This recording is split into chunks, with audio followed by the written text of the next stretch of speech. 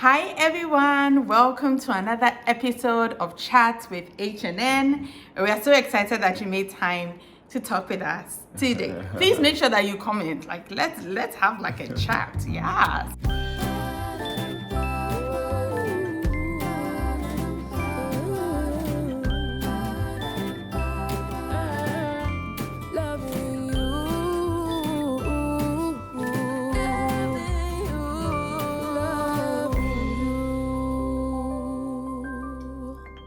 So like we said earlier, last year we were married for 7 years. We celebrated our 7th wedding anniversary. I feel like there should be some music behind.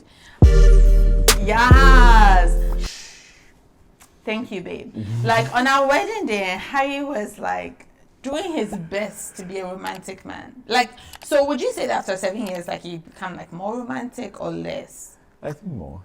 But should you be saying that about, like, should I even be asking him, or I should be asking myself, right? Because I'm the one receiving it. Okay. I plead the fifth. So, wanted to just share, like, a few things that we've learned in 7 years. And I think that one of the things that we are not, I won't say like we are professionals about and like we've learned and we've mastered.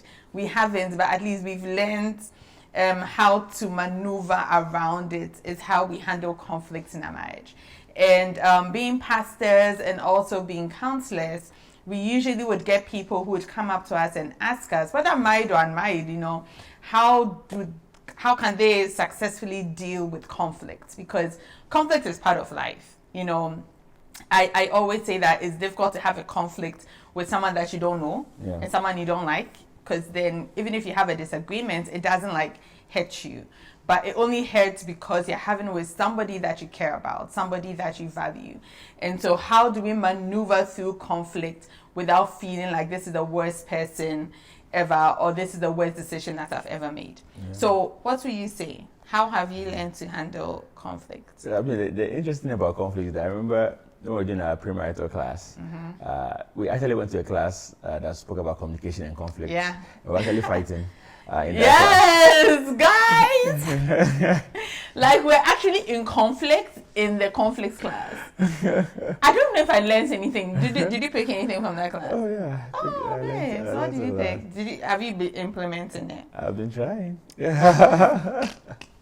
So what do you remember from the class? I mean, one of the things I remember was that in every marriage, there's definitely bound to be conflict. Yeah. Because there are two different people who think differently. First of all, you are male and female. Yeah. And so you think differently. Your brain sees things differently. Your perspectives are different. You come from different backgrounds, and your experiences and your exposure have shaped your mindset. Yeah. So the way you approach a particular thing or solve a particular problem, or try to, initiate something will be different from the way your spouse sees it. Definitely. And so that in itself, that difference, if it's not managed well, can lead to escalating conflict. Even if it is managed well, it can lead to conflict, but it doesn't have to escalate. So I think that just that difference in perspective is very important to note. So otherwise, people can end up seeing, or couples can end up seeing conflict as something that is unnatural, or even sometimes say something that is demonic. But just that difference creates conflict, and so it's just worth knowing, and that can, in a certain sense, it's a good place to start from. Just to know that we are different. It gives you the peace of mind to know that your spouse is not trying to intentionally hurt you. And I think that that's one thing that has really helped me, is to know that like Harry is not sitting down somewhere saying that today is the day that I'm going to hurt this woman. Like no one is making that kind of choice or decision. So when a conflict comes up, my first reaction is defense. But now it's I'm trying, guys. Like I'm trying to not make it a defensive response. It's only a defensive response if I feel like you're trying to hurt me. If I feel like you are out to get me. But when I have a more open response or my first response is like, I know Harry is not intentionally trying to hurt me. So what is he trying to communicate that I'm not fully understanding? You know, because if I realize that it's a communication problem, or he's just not explaining something well for me to understand in the way he's trying to communicate it, then I'm going to take a step back to actually have a more understanding heart. Like I'm saying, I'm trying. But I think that it is also a good place to start from, to know that, yeah, you are not fighting with this person. You're not at war. This is not your enemy. This is not like Mortal Kombat. Like, no. This is not KO status. No. Like, you're trying to actually come out of this with peace, right? So what kind of heart am I going to have in approaching it is if I know that, first of all, my husband is not out to get me, and Harry knows that I'm not out to get him. So clearly it's a misunderstanding. So how do we move past that misunderstanding? I think that is what I first try and orient, you know, like it's a renewing of the mind. It's like a salvation process. We are still being saved. Listen, it's by grace. I'm telling you. But I think that is like my first start. It's like, okay, I'm hurt, it's painful, but it's not intentional on your part. Yeah. And I mean, I also think that with dealing with conflict, it's very important that the couple try and set very good rules for how they deal with conflict, boundaries. So when we talk about rules, it's important that the couples fight fair. So it's like an example in a boxing match. In a boxing match, there are rules. The goal, when two boxers are fighting, they don't hit each other. It's a sport, but then there are rules. You can't hit below the belt. You have to put on a glove. You know, there are different ways you go around it. It's just very important that when couples are also dealing with conflict, that they set very fair rules around how they deal with conflict. So for example, there are certain words that you will not use on your spouse when you're communicating, or when you're in a conflict. There are certain words you will not use. Because that's very important, because sometimes when there's a conflict, it's very easy to begin to speak to your spouse or treat your wife like the person, or your husband like the person is the enemy. And that's not the point. We are dealing with differences here. And so, yes, we're trying to resolve that difference. How do we resolve the difference? We speak kindly to each other. We never use abusive words. When we're expressing our emotion or when we're expressing our frustration, we obviously never get physical, because that should be a no-go. That's one of the things that we do. We never get physical. It's not even it's not a negotiation. It never gets there. And there's several other things that can be done as well. So I think that's very important that couples also put this when they are dealing with conflict. Yeah, I totally agree. And when you also talk about fighting fair, we're talking about not using someone's past mistakes against them in conflict. Because usually that is what happens. You're trying to get this person back. Like, this person has wounded you, right? And so you're trying to make the person feel what you're feeling. And in effort to make them feel what you're feeling, you start bringing up things that they've already apologized for, things that you've already moved past. And I think that if we're going to have, first of all, a Christian marriage, a godly marriage, then we have to learn to forgive and let it go. Because when somebody says I'm sorry, they are not expecting you to bring it up again. And I think that usually in a marriage, we will bring it up because we're just trying to let the person know that, like, listen, you really, really hurt me. But we have to learn to separate all of that. And I know it's not easy, but we have to try to not let your emotions get the best of you in the midst of a conflict. Even though in that moment your emotions are all over the place, you have to try and be self-controlled. And that is what we are basically talking about, because self-control really is a fruit of the Spirit. And so when your natural urge is to insult, when your natural urge is to condemn, when your natural urge is to hit, when your natural urge is to hit below the belt, you must remind yourself that you are not just an ordinary human being walking around. You have the Spirit of God living inside of you. So your words are going to be filtered, your actions are going to be filtered, and your response is going to be filtered.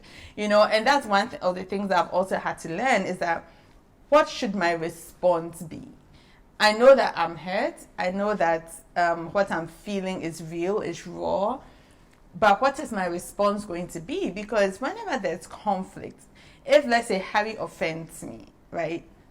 what is my response going to be? Is my response going to be the type of response that will make him feel more bad about about what he's done?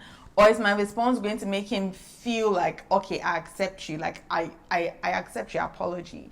Because whenever we hurt someone, really, the person who has hurt you is at their lowest point.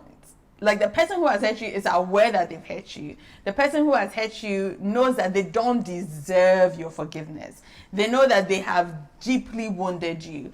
And the Christian response to it is not to deepen that wound, but to let the person know that even when you're at your worst or you feel your worst, this is the moment that I'm going to extend love to you. This is the moment that I'm going to show you the God kind of love, the agape love, the love that takes you even though, like, you have fallen away, you know. So I think that sometimes it's easy to show that love to, like, a friend, but it's more difficult to show it to, like, a spouse. And I think that in this year we have to commit to really showing that kind of agape love to the people that are most closest to us also.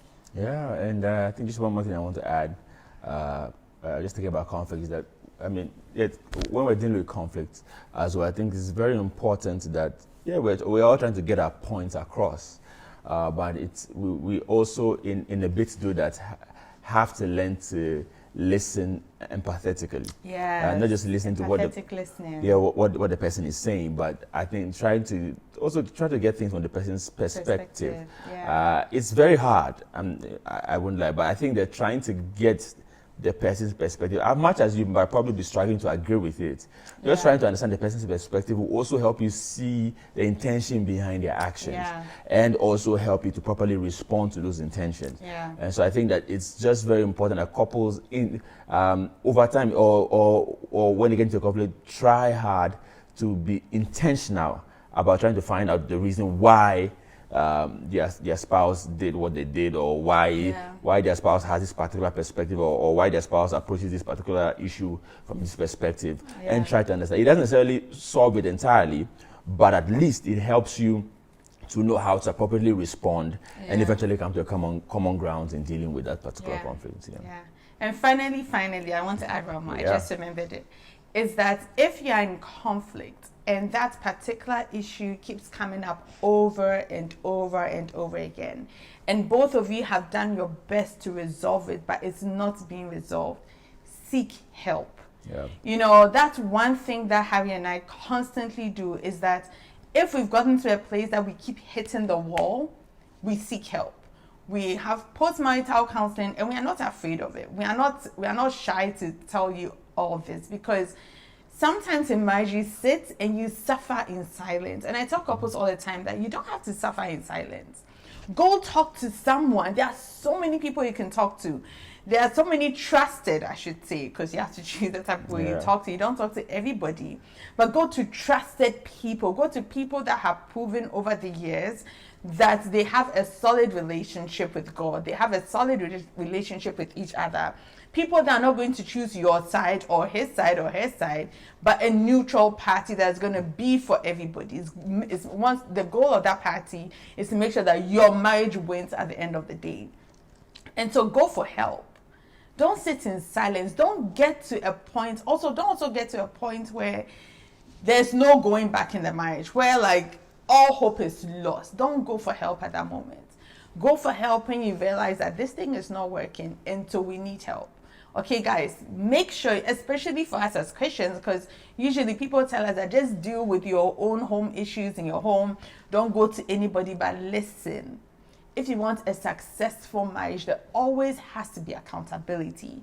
So find someone that you are both being accountable to, and you're both going to for counsel and guidance. Yeah, and we hope that this ideas and these thoughts that we shared with you guys, we hope it's going to be a good step for you. As in when you deal with conflicts in your marriage and your relationship.